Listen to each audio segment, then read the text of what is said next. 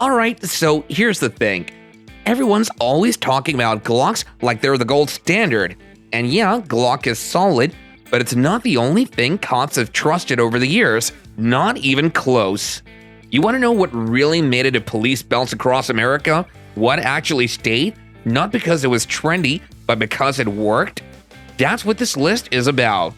I'm gonna go through 10 police pistols that didn't just show up, they stuck around. Some old, some new, all proven.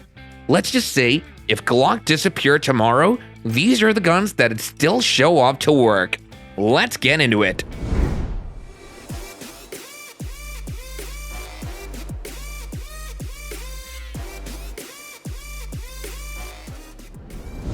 Most underrated police pistol ever? You want to talk about frustration? Ask any cop who loved the VP9 what happened when their department dropped it. Because here's the truth, this thing was loved. Instructors praised the trigger, patrol officers liked the grip, but the VP9 lost the war to budget cuts. Glock came in cheaper and departments caved. That pissed off a lot of guys. I know a former sheriff's deputy in Pennsylvania told me straight up the VP9 was the only duty pistol I ever trusted out of the box. Smooth, accurate, didn't need tuning. Then they handed him a Gen 5 Glock 17 and said, get used to it. The VP9 had what a lot of polymer pistols missed, refinement. It shot like a tuned Sig, but carried like a Glock. Ambi controls, crisp brake, those interchangeable backstraps. On paper, it was the smarter choice. But budget politics, they don't care about paper. Most departments went for good enough instead of great. Even today, you'll find VP9s in the range backs of ex-cops who could have carried anything and still chose this. So yep, maybe it's not the king of patrol anymore, but for the folks who had one and lost it, this thing's a quiet legend. The Springfield XDM Elite? That gun causes arguments at the range every time. Some officers say it's underrated, others say they'd rather carry a high point. It's that polarizing. On paper, yeah, it looks like a duty monster. 20-round capacity, match-grade barrel, flat-face trigger, fiber optic front and grip safety, but you hand it to someone and suddenly its slide feels clunky, that grip's too damn aggressive, trigger resets long. I've heard it all. And then you get that one guy who shoots the hell out of it and makes everyone else look slow. The thing is, this gun doesn't sit in the middle. You either click with it fast or it fights you. A few departments tried it, some backed out, said it needed too much retraining, said it felt too range-built to trust in real field chaos. But the ones who stuck with it, they shoot it like it's part of their arm. The grip texture is rough, but it anchors you. The controls are huge, maybe too huge, but you won't miss them in gloves. It's not easy and it's not soft, but if it works for you, it works hard. The XDM Elite doesn't care about being loved by everybody. It just needs one officer to run it right, and it proves its point. They didn't build a PDP to win contracts, they built it to rattle the damn table, and it sure as hell did. I still remember a range day. 3 officers, all Glock guys. One from Vegas, one from Tulsa, and the older dude out of Corpus. I handed them the PDP. The Vegas guy dry fired it once and froze. Damn, that's dangerous, he said. Not flashy praise, just real fear. Tulsa didn't flinch. He hated it. Trigger's too tight, he said. This'll get someone sued, and he meant it. That's the PDP for you. You either love it or you don't trust it. It's not middle ground. It's got optics out of the box, adjustable grip modules, serrations that bite, and recoil that feels like someone tuned it by hand. But departments still watching from the sidelines. Why? It's too sharp, too German, and yep, not exactly budget friendly, but the ones who tested it, they're questioning every plastic frame they've ever issued. The PDP didn't whisper its way in. It kicked the damn door off and said, let's do it better. And if you hate that, you're still listening. Here's the thing about the Glock 22. It was never about being flashy or exciting. It was about firepower. Raw, straight line, no nonsense firepower. 40 S&W was the golden boy back in the day. Departments across America, from the FBI to rural sheriffs, were ditching their 9mm and picking up the Glock 22. Why? Because it gave them 15 rounds of 40 in a frame that handled like a 9mm. More punch, same Glock reliability. I'm not a Glock fan, never have been, and honestly, not everyone loved the 22 either. Some said it was too snappy, wore out parts faster, and made quick follow-up shots a chore. Still, it stayed. Even now, after most departments switch back to 9mm, you'll still spot the 22 riding in old-duty holsters. It's durable, dead simple, and built like a brick. I've seen Gen 3s that have been through hell still passing quals. Frame polished smooth from years of draw strokes, and they just keep going. 40 might not be cool anymore, but ask any veteran cop what really got it done between 95 and 2015, they'll point right here. You don't see many 1911s riding duty belts these days, but the Kimber Custom TLE II? That one's different. I knew an old LEPD guy, SWAT, late 90s, carried a TL2 for over a decade and said it never jammed on him once. Just routine cleaning and it still kept running. He had the same holster for years, wore a print into the leather from reholstering that steel slide every single day. And yep, it's heavy. 7 rounds in the mag, no red dots, no polymer tricks. But you talk to the guys who carried it, they'll tell you it gave them peace of mind. That 45 ACP wasn't about capacity, it was about stopping power. There's just something about that trigger too. Crisp and predictable. You know exactly when it's going off. When it mattered, that confidence made all the difference. Sure, it's not the future of policing, but it's one of those pistols that never pretended to be something it's not. It's old school and proud of it. And even now in 2025, some folks won't carry anything else.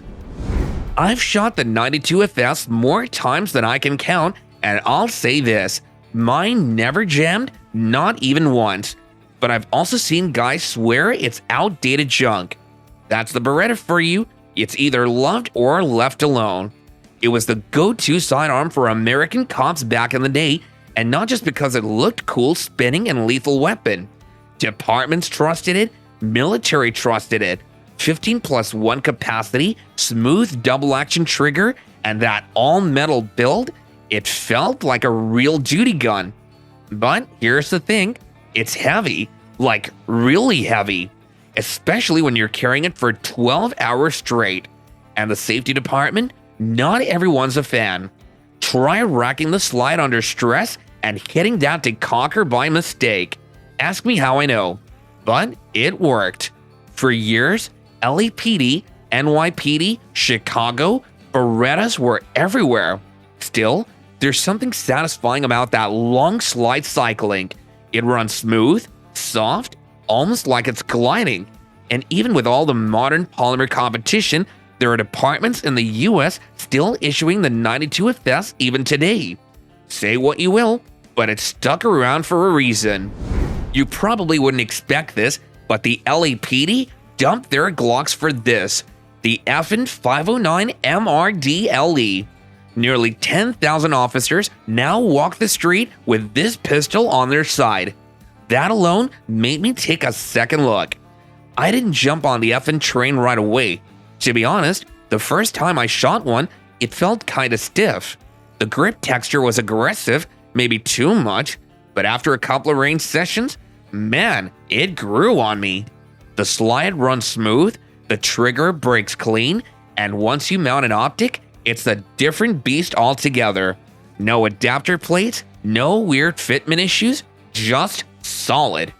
One of my buddies, who's a trainer in Nevada, told me their department started testing the effing 509s after LE made the switch.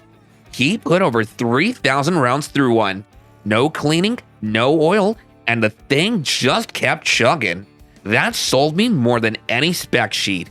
Now I won't lie, the holster market's thinner and mags aren't always easy to find, but if a gun can survive LA streets, it can probably survive anything else.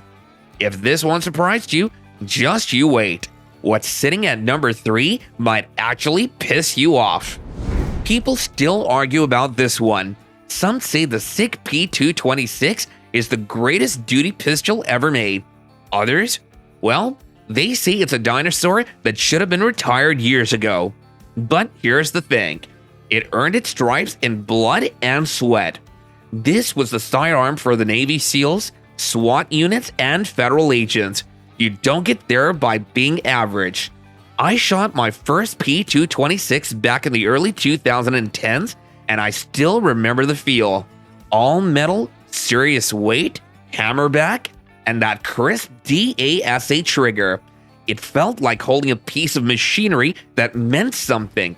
No polymer flex, no sloppy slide, just steel and confidence. But yep, it's heavy. The controls aren't for everyone, and if you try getting a new cop today to carry one, most of them laugh and flash their optics-ready 9mm striker-fired wonder guns. Too bulky, too slow, too old school. Maybe, but the P226 isn't trying to compete with plastic guns. It's playing a totally different game, one built on real-world reliability and precision.